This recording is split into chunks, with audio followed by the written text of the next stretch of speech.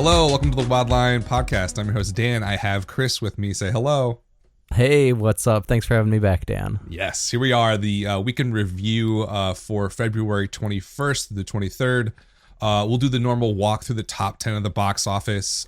Two new wide releases this weekend, Call of the Wild and Brahms the Boy 2, which I can't even say without laughing. Ugh, it's just, exactly, a mess of a film. So we'll do a little bit deeper dives on those two wide releases, and then we will do... There's a couple of limited releases we can talk about a bit. Then Chris will do the time machine, and then we'll close it out and talk about what's happening over the next few weeks at the box office. Let's dive right into the top 10. It was supposed to be a little bit of a photo finish this weekend. Sonic the Hedgehog and Call of the Wild were going neck and neck. As of yesterday morning, most of the services like Deadline and Variety were saying that Call of the Wild is going to win, but it turns out Sonic edged it out in the Saturday matinees. So Sonic the Hedgehog is number one this weekend at $26.3 million, a 55% drop. Total so far for Sonic the Hedgehog is $106 million. Chris, have you seen this yet?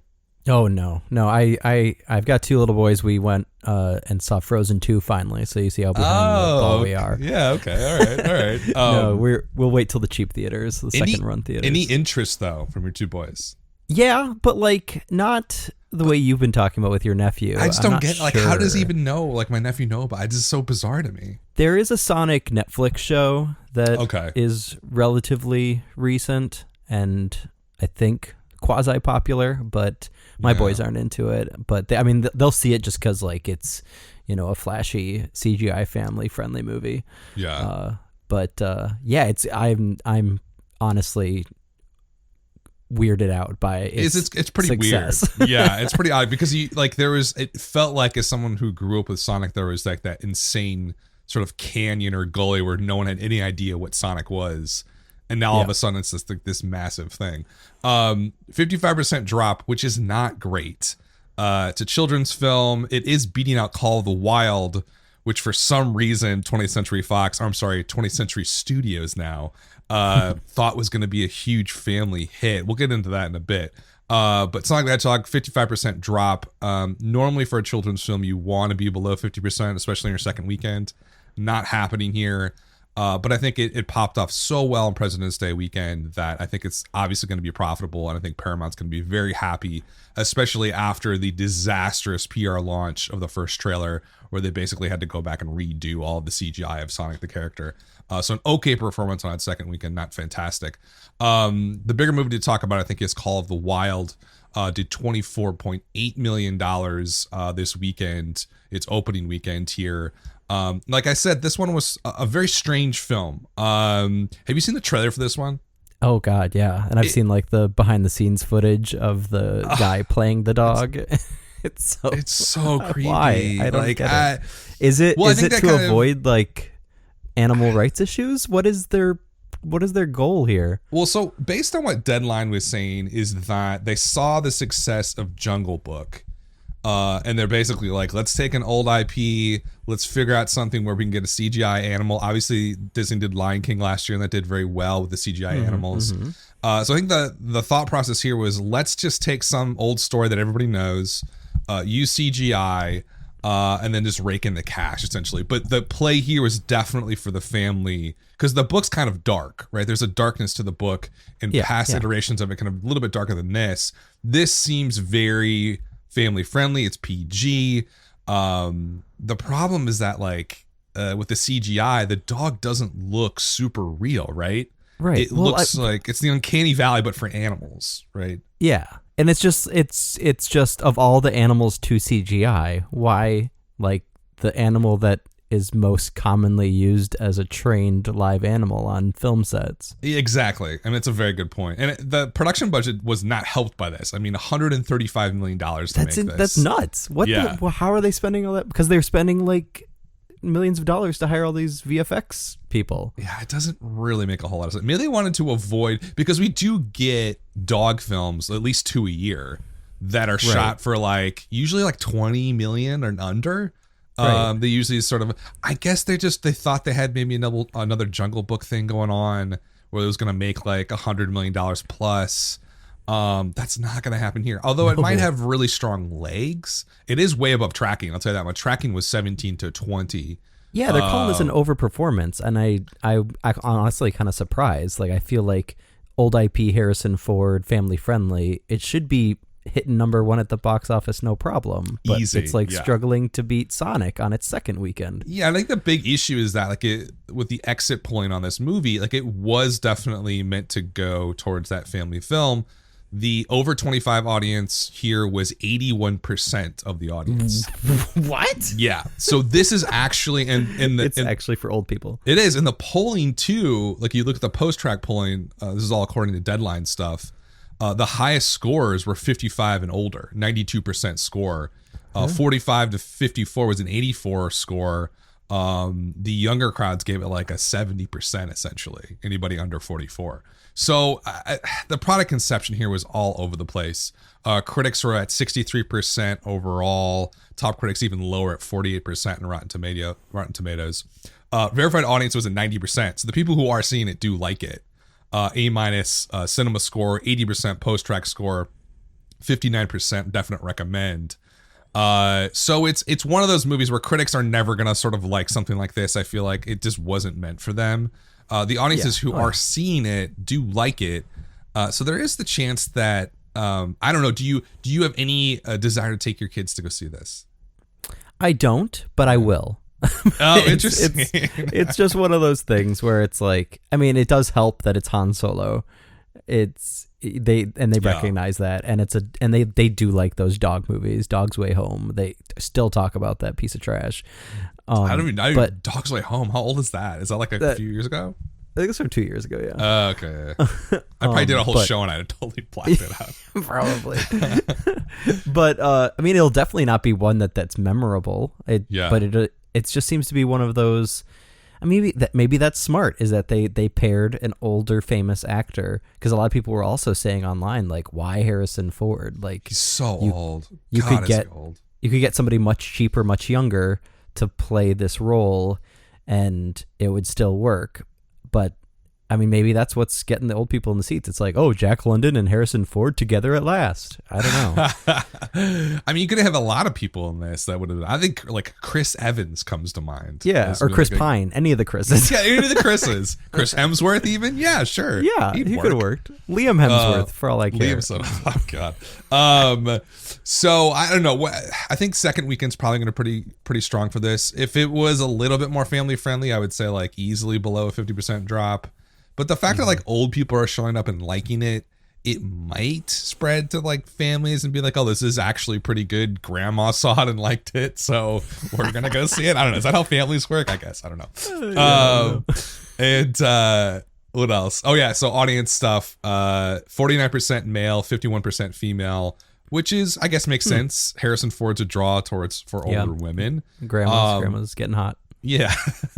And then ethnic breakdown, I guess, let's see, 67% white, which is way over index on normal film, which is like usually like 55% ish.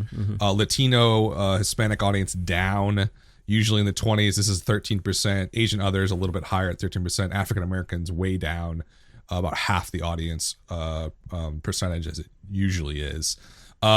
Which kind of that all sort of makes sense with what we're saying. I think ultimately what this is, though, is what happened is this is a Fox movie, Fox property. Again, another sort of casualty of the takeover from Disney. They didn't really know what to do with this. The marketing, I didn't think, was fantastic.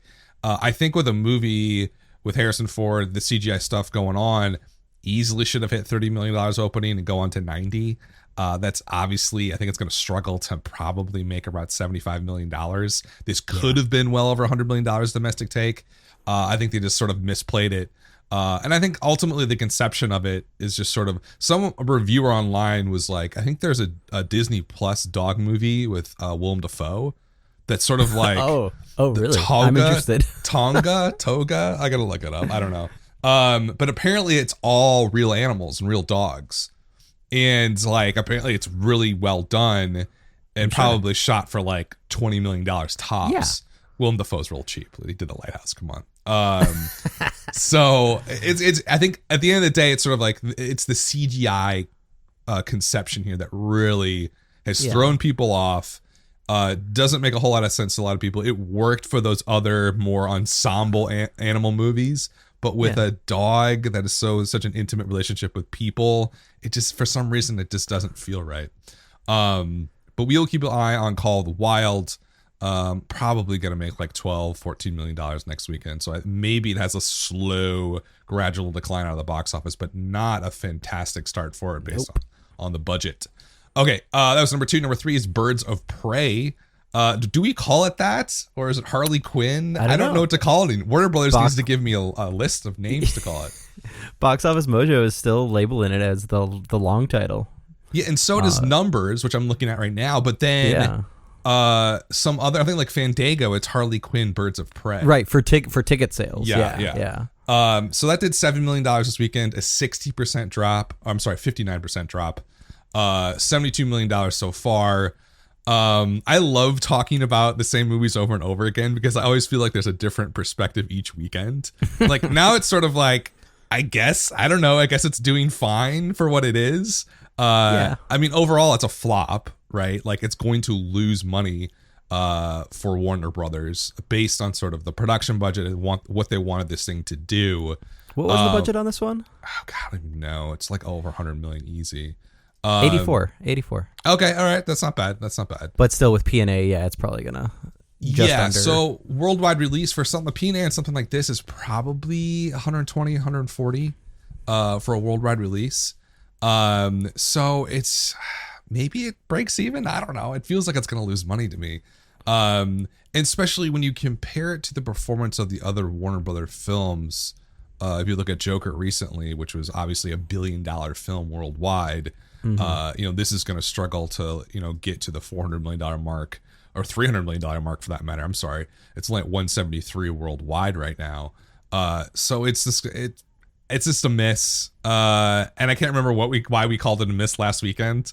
But I think ultimately it's like, did this character, it seems like the movie's actually good. Which is right. That's the weird thing is like compared to Joker, it seems like the comic fanboys and fangirls like this one and did not like Joker. So it's just like it's the flip side of, having something that's more mass marketable versus something that is clearly for the fans of the comic book character and Margot Robbie and I don't know, just in general this idea of doing something a little more off-kilter than your average comic book movie, but not off-kilter in a way that makes it like a mass appeal drama like Joker did. Yeah. And do you think that the character here warranted their own film? Because that was a criticism that came up early on when they greenlit it. It was sort of like, okay, she was a standout in Suicide Squad. I mean, Margot Robbie obviously is, I feel like, a traditional A-list movie star, obviously. Do you think that, like, from a financial business perspective here, do you think that was a proven concept, or do you feel like it was a little bit of a stretch? I think it's a marketing misfire. I think the movie, it seems, I haven't seen it yet, but it does seem like people like it and that it was well made, but they just, I think they bungled both release date and hyping up the marketing of it. And maybe the title did play a factor. I don't totally buy that. But that's a tough. Yeah, I don't buy that either. I think ultimately you look at it, it's a good product, right? At the end of the day, like this is a good film that people like, that people have seen it. But yeah, it just seems like they just didn't know how to sell this thing, which is too bad. Okay, that was number 3. That'll continue, I think, to sort of drop in the 50s here on out for the next couple of weeks at least. Okay, so number 3, number 4. A real good one here. Brahms the Boy 2 at 5.9 million, 2,100 screens. This one's a total disaster. I mean, it didn't cost much to make. The line right now is it cost 10 million. STX, who's the studio, again, kind of a mid-major studio, newer, a lot of Chinese money involved. They say they only have $3 million in exposure because they sold all the foreign rights to that, which is usually the line that they use when a film fails. PG-13 horror, 11% in Rotten Tomatoes, 0% from top critics. Verified audience score of 40%. All audience score 37%. Actual scores for those in the 50s. Cinema score of a C. And the first one got a B-. Did you see The First Boy? The Boy? Oh God, no. I honestly did not even know it existed. Either did I. Like, I remember talking about it on my podcast, I think. But I did no idea that much about it, and I couldn't imagine why they did a second one. I'm sorry. It grossed $35 million on a $10 million budget back in 2016, right? 2016, yeah. Yeah. So CinemaScore is actually a C-, not a C, which is actually significantly worse. Post track of a 20%, definite recommend of 24. I mean, these are horrific scores. Right. Letterboxd score of a 36. And I kind of like or was it a couple weeks ago when we talked about Fantasy Island, wherever that was, last weekend maybe. I started talking about like how horror movies are in this weird gully and dip, and this sort of just continues that. Like, we really have not had a highly acclaimed horror film since Dr. Sleep, which bombed. Right. And It Chapter 2, and I was going back all of 2019 looking for like highlights in horror movies because this is my obsession, of course. The only thing that like sticks out is like It Chapter 2 obviously did well financially, made $200 million domestically, but we just lots of duds all the way back. We had Midsommar, which is was that your favorite film last year?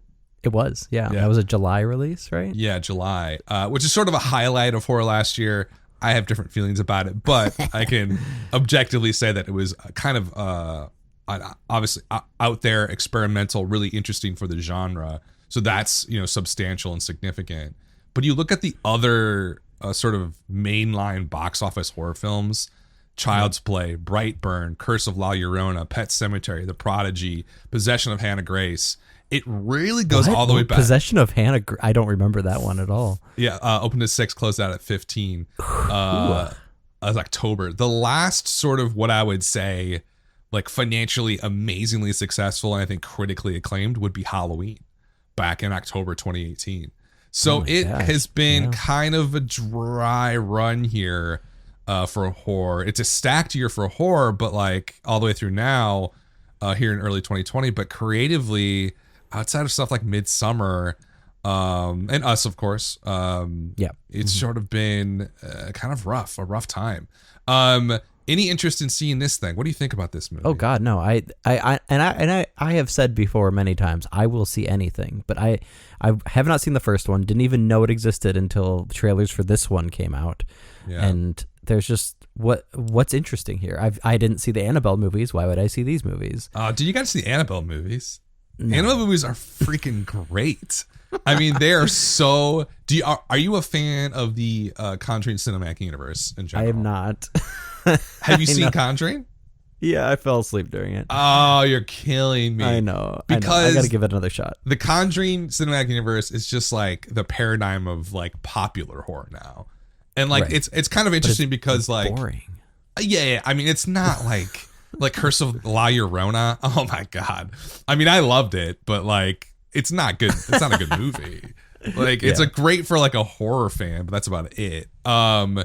And even then, it's not that interesting. I mean, we're having this conversation, Dad, but I think next Friday we're going to be singing a different tune because The Invisible Man comes out. Yes, Blumhouse. Yeah. Do you think? I think it's going to pop off massively. I really hope so because it looks so good. It looks totally ridiculous. I think I'm pretty sure it's rated R. It has to be. Elizabeth Moss is just like, she's in everything and she's good in everything. Did you see her Smell last year? No, I got to see that still. Dude, really, really fascinating. Not great, but she's amazing in it. Yeah, I love her. I think it's going to be, the horror rebound because it's just been, Fantasy Island. This is just this year. Fantasy Island, The Turning, Gretel and Hansel, The Grudge, and then late last year, Black Christmas. It's just like, and then remember the big Halloween movie last year was Countdown. Do you? I don't like. I what? thought that was gonna pop off. At all. Disaster. So this is another throwaway horror movie. The young people did show up though. Under 25 was 59%, which is a lot. What else are they going to see normal. this weekend? Right. Exactly. Yeah, and it's PG-13, so that was a smart move on their part to sort of keep it pretty tame, to get the young folks, the high schoolers, in there. But yeah, it does not look good for this one. This one's going nowhere. I expect like a 60-something drop. Fantasy Island dropped 66% this weekend, and its second weekend. So I expect something similar for this one. Okay, let's keep plowing through these. Bad Boys for Life number 5, 5.8 million, 49% drop after its insane weekend last weekend with like an 8% drop. $191 million. Obviously, will cross over into the $200 million domestic range this week. 391 worldwide. So 400 obviously is a lock. I don't know if it's going to rate to 500, but like 450 would be really good. Again, I just totally surprised. Did not think in any way this was going to pop off the way it did. It just, I don't know, old IP, 90s nostalgia. I was listening to the 90s alt rock station the other day. I was like, wow, the nostalgia feeling is very strong right now in me.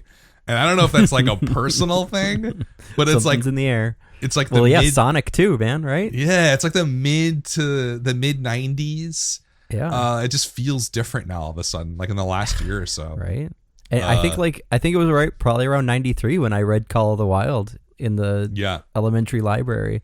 So yeah, it's all coming back. Weird. Man. It's all coming back. Okay, number 6 was 1917. We've seen 1917, right?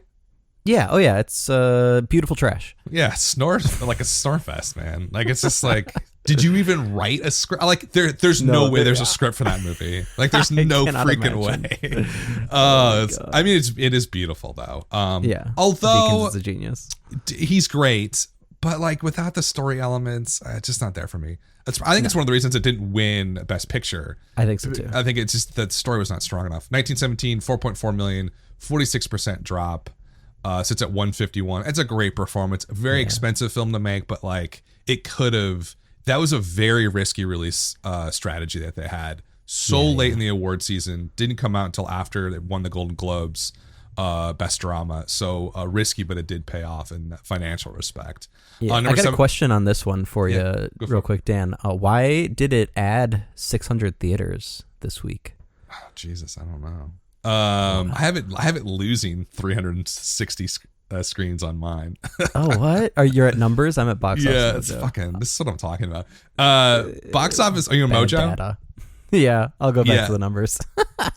Well, the thing about Box Office Mojo is that like what happened is Box Office Mojo did its redesign, and all people like me, all dozens of us, were like, "Oh, this is ridiculous!" Blah blah blah. You screwed up everything. So we all went to numbers. But like Box Office Mojo still updates stuff, but like it just seems like they're off a little bit. It could have been like maybe an IMAX ad or something. I don't know. Oh, maybe. Oh, weird. Oh, that's weird. You know what did add IMAX this weekend was Parasite. For some reason. So Parasite lost 200 screens, 200 screens, but then it added 100 IMAX theaters, which is like, why would you want to see Parasite on IMAX? Would you want to see it on IMAX? It just doesn't make gigantic stairway. I don't know. In any event, so 1917. Yeah, I'm not really sure about the discrepancy on the numbers there. It should be losing theaters because like now it's past the awards peak, so it should be sort of slowly sunsetting. I'm on the numbers now, so forget Box Office Mojo. Forget those losers, Amazon losers. Number 7, Fantasy Island, 4.1. Like I said, 66% drop. Kind of a given with a terrible horror film like this. Although it's like, I guess it's horror or is it thriller? What's the difference between a horror and a thriller? I think there's fantastical elements in this, so I think it's more of a horror film. But this is typical. If it's not a good movie, like a horror film, it's going to pop off opening weekend if it does well at all and then just completely disappear for the most part, unless it's like a Get Out or an Up situation, which is a slow burn. Number 8 was Parasite, Best Picture winner, target of Trump's tweeting. 3.1 million, 45% drop, which is great. Did lose 200 theaters, but like I said, got the IMAX theaters involved. Sits at $48 million so far. So the sort of headline of that's going to hit $15 million domestically this week. Sits at 155 worldwide right now.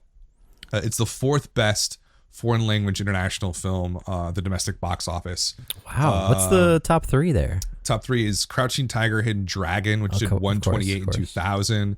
Again, these aren't adjusted for inflation, so it's a little bit cheating, but whatever.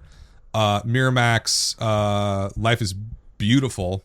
Okay. $57 million back in 1997. That movie, God, I love that movie. Miramax's Hero, which I don't even know what that is. What? $53 million back in 2002. Really? Do you know that movie? Hero? Was that Jet Li? Oh, maybe it was. Yeah. Okay, yeah. That makes sense because after Crouching Tiger, Hidden Dragon. Donnie Yen, Maggie Chung. Interesting. I did not know that was such a huge... Yeah, made 177. That's crazy domestic. Yeah. So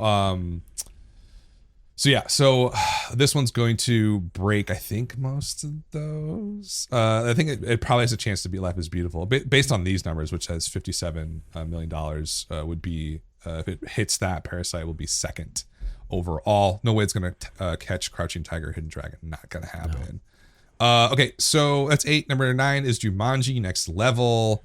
I just like we're still talking about it. Same fucking story. This might be the last week we talk about it. It could be, yeah, because it is number 9. $33 million, 46% drop.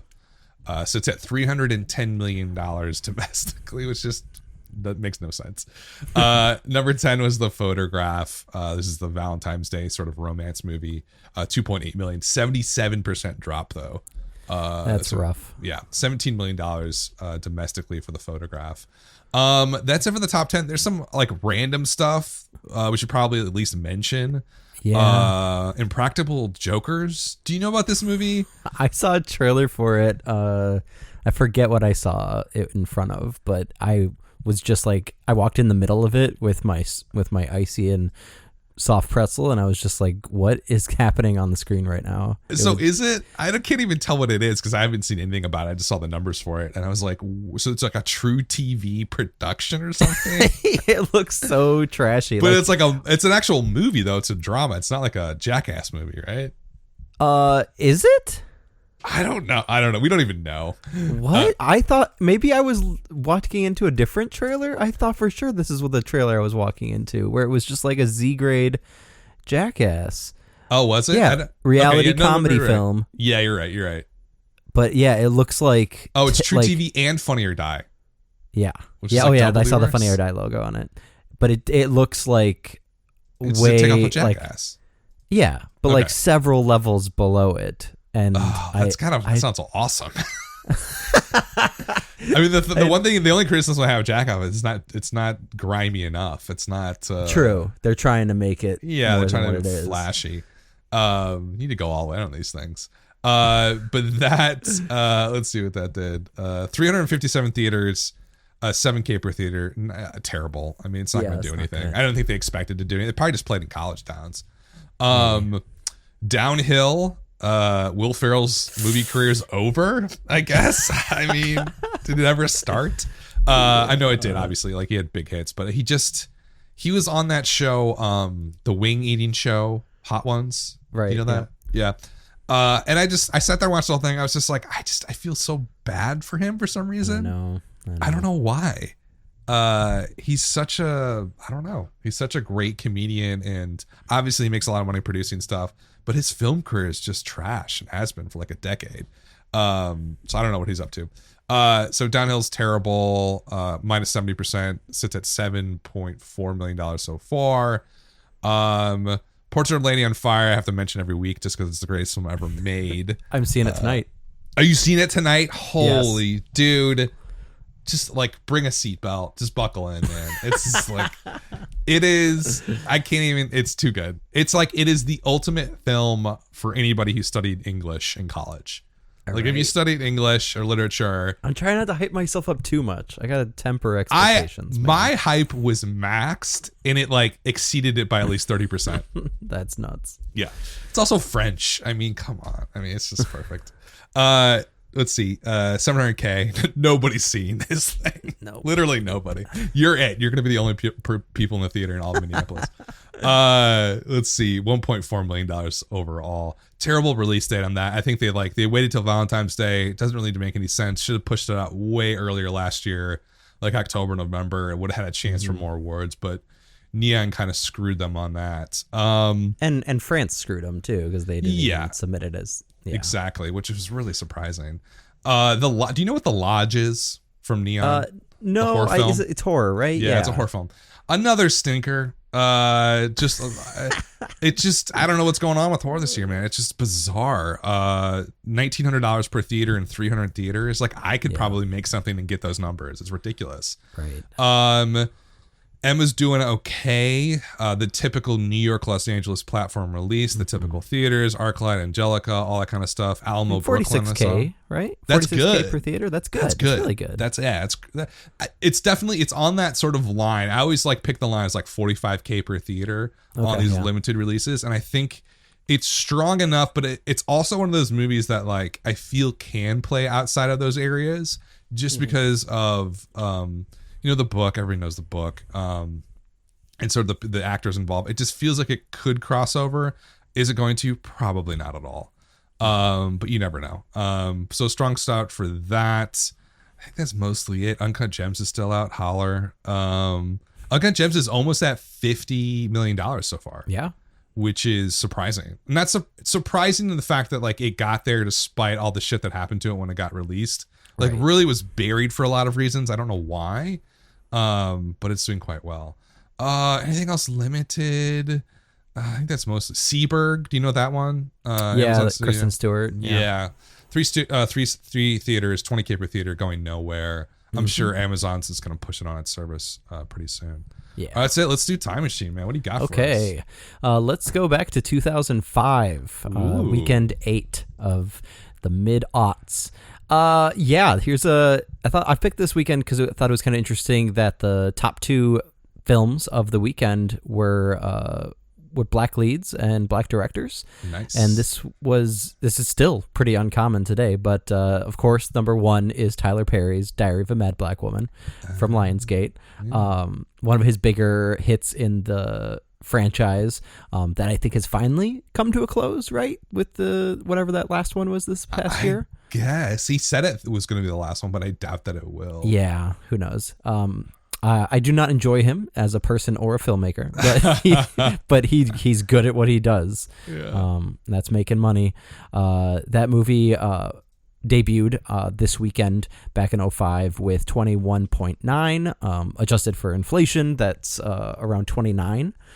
So it's looks like we had a healthier box office back then, which makes sense. This was kind of the tail end of the crowning glory of the exhibition business, right?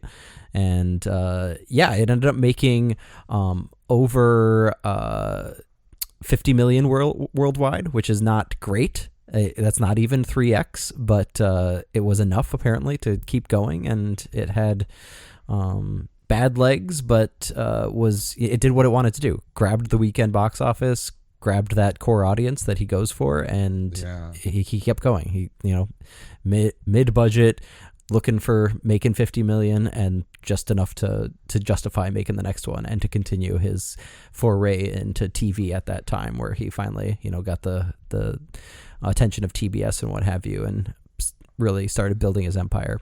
And then number 2 was, speaking of Will Smith and all his success now with Bad Boys 2, can you remember what Will Smith movie was number 2 at the box office in 2005, Dan? Oh God, I have no idea. It was what is it? Hitch. Oh God. Is that with Kevin James? Yeah.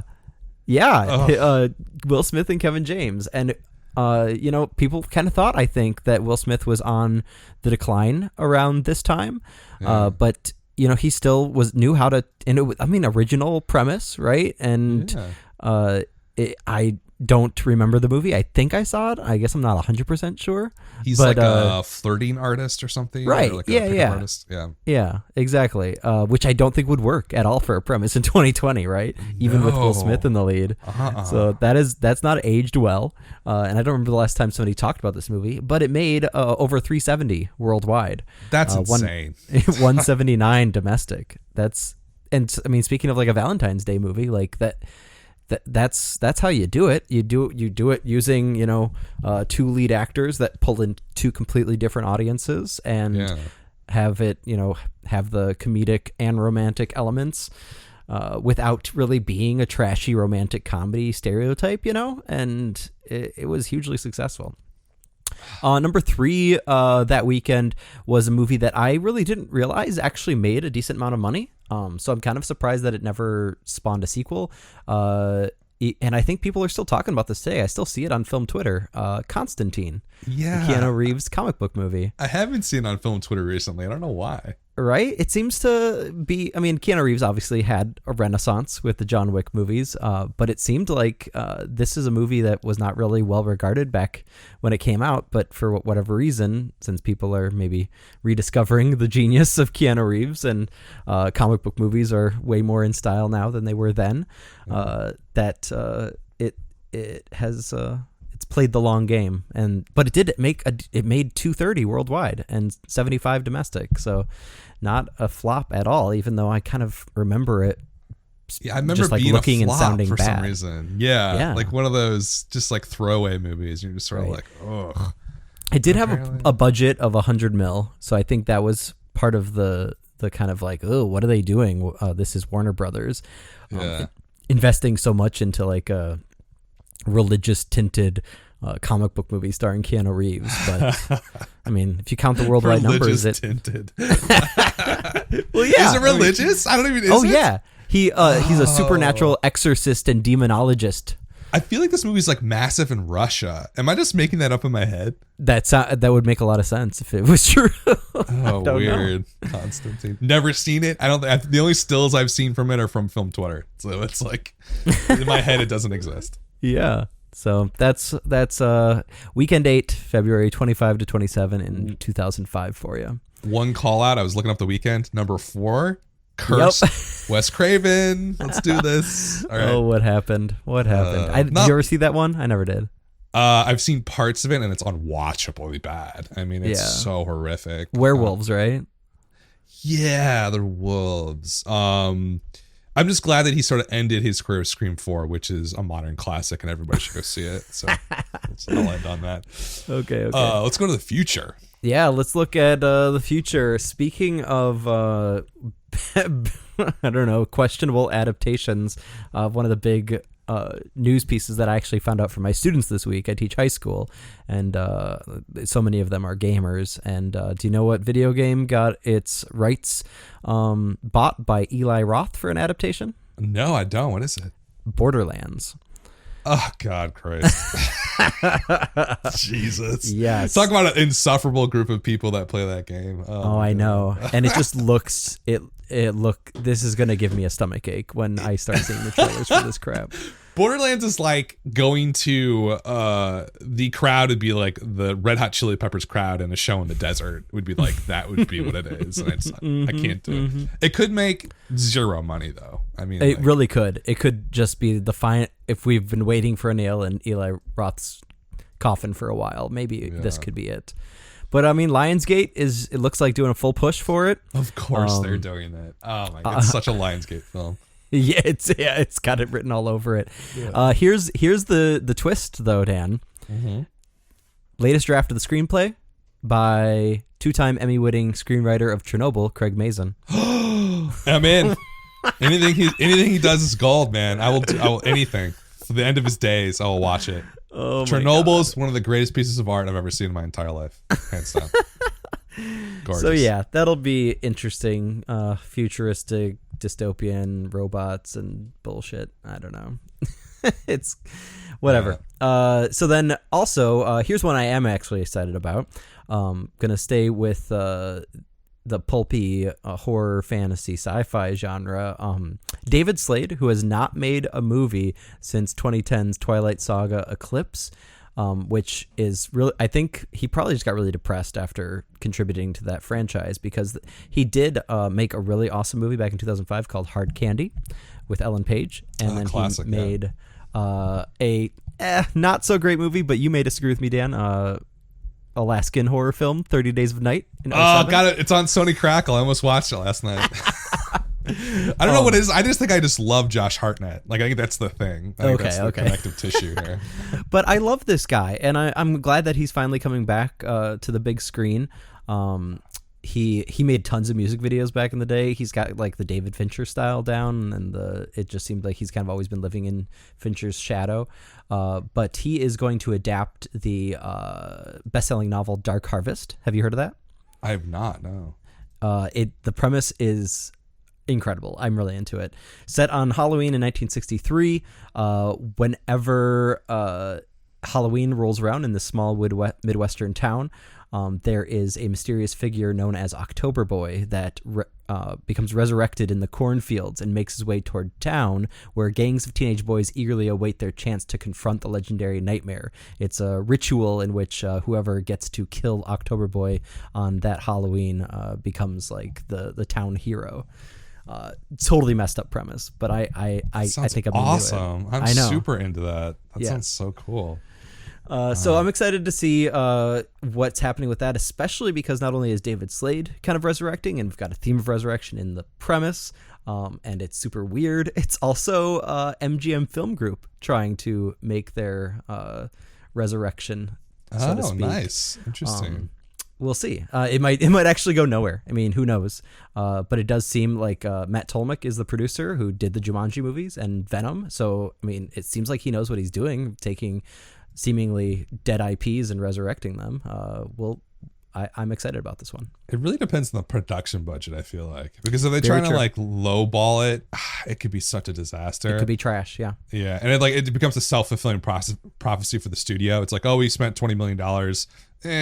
Like it's just like then the marketing budget gets cut, and then it's just sort of a vicious sort of feedback loop to failure, like Brahms Boy 2, where the fuck it's called. Right. All right. What else you got for us? And last but not least, I have to talk about it because my sons saw me scrolling through Deadline and saw the picture, and they're like, "You need to talk about this one."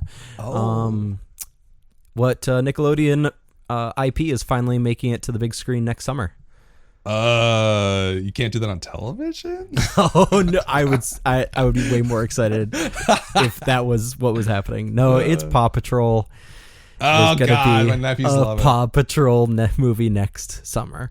Oh my God.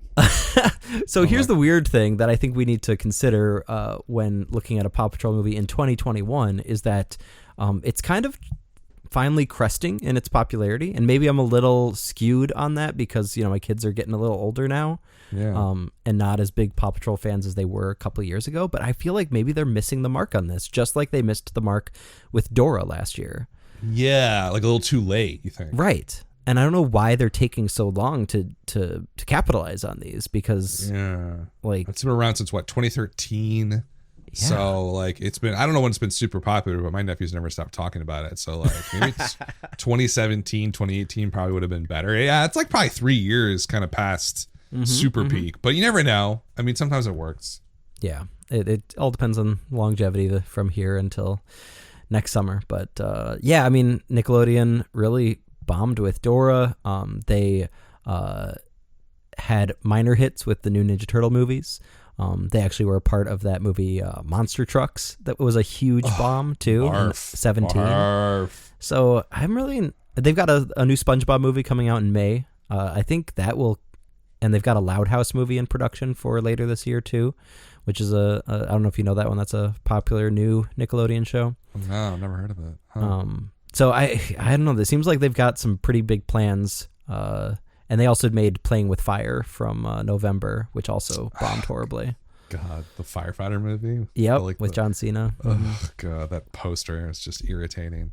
All right, yeah, those are all fucking interesting movies. We'll see what happens. Yep. Okay, Time Machine, doing it, done. Let's talk about what's coming out in the next couple of weeks here, in the next last part of the show here. Yes, Invisible Man, next weekend.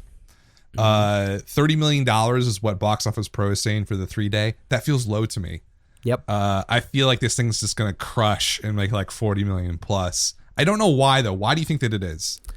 I mean, we could be very wrong just because like we're horror movie fans looking for something new and exciting. Yeah. But it's the only wide release, right? Yeah, it's the only wide release. It's been we're getting horror films every couple of weeks, but nothing has stuck. Probably since It Chapter 2, which was back in September of last year. So nothing's really popped off as a horror film. You got Elizabeth Moss, who's just like a face that everybody knows in America. And I think the trailer was really effective. I thought, did you think so? Yeah. Oh yeah. Like they flipped the script on the classic story, and that's exactly what you have to do if you're going to take an old idea and make it new. And I think that most people will see that and go to the theaters, because what else are you going to do at the end of February? and it's a week before the new Pixar movie, and it's a week after 2 week releases. Yeah. So I think they've got a really good shot. They really need to hit the viral marketing. They hit it really good a couple months ago, but I feel like it's been light recently. It has been light. Yeah, like it really popped off. Didn't they do a Super Bowl ad, I think, for this one? Maybe they did, yeah. And so they're pouring money into this. I don't know what the production budget was, but it's Blumhouse being distributed by Universal. They rarely go above the $20 million mark. Obviously, most of their stuff is $5 million and lower, but this is kind of a special case. But it's super cheap, pouring money into marketing. I think it's going to win. Are you freaking kidding me? $9 million. I mean, it looks gorgeous. It looks like a mainstream wide release. I don't know how they do that.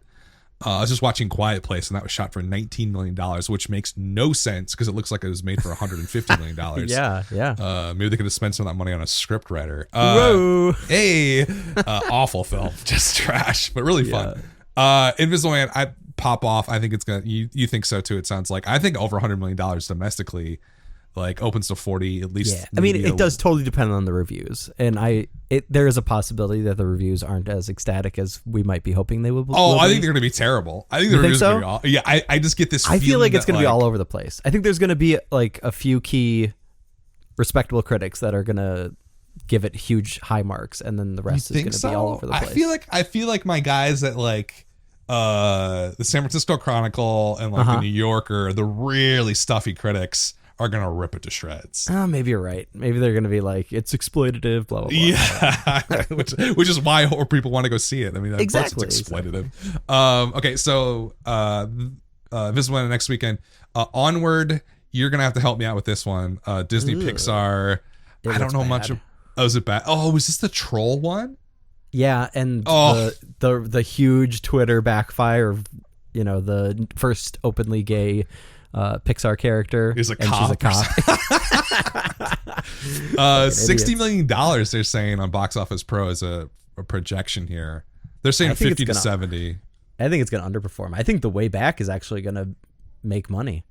Oh, I think so too. Yeah, they're saying 9 million, but like Ben Affleck, I don't know.